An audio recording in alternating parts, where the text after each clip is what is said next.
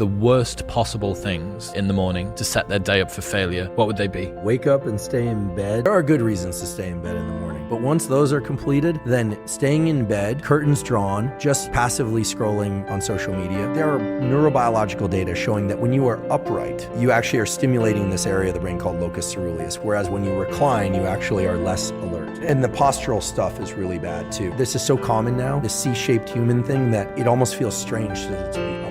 I would say in bed, so people are on their phone, they're not getting enough light, or they're trying to get the sunlight through the window. Terrible. They're drinking coffee too early in the day, but it's mostly about this sort of randomization of activities. Sort of making a cup of coffee while texting. Then they're scattering that in with like a little bit of work, but then something hits that's stressful and they're diverting their attention. They're sort of building in this attention deficit-like disorder. They're not being deliberate or intentional with the things that they're doing. They're just allowing the morning to kind of come and take them wherever the wind blows. That's right.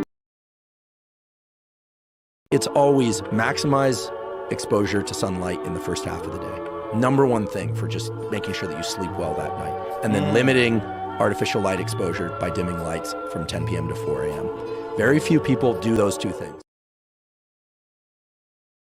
So this thing we call neuroplasticity is really that. It's the brain's ability to modify itself in response to experience. And I think it's important to understand that from birth till about age 25, the brain is extremely malleable in a kind of almost passive way where kids are exposed to things and the brain is just wiring up. I mean, the brain is really designed to adjust itself in order to be in concert with its surroundings. So for people that want to change their brain, the power of focus is really the entry point, and the ability to access deep rest and sleep.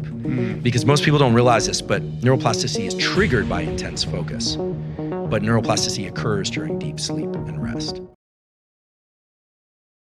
I don't think most of us are interested in walking around knowing how to remember everything. In fact, there are some interesting studies looking at humans who over-remember, and they suffer tremendously because they remember all sorts of things, like the number at the top of the receipt at the bodega that they bought a Coca-Cola 10 years ago.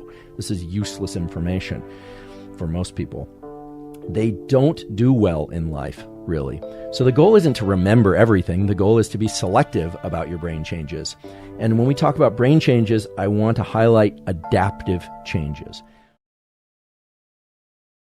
I should say one kind of interesting set of studies that's emerging now is that some people who have trouble with attention, especially while reading, are finding it very beneficial to listen to audiobooks while actually reading the book.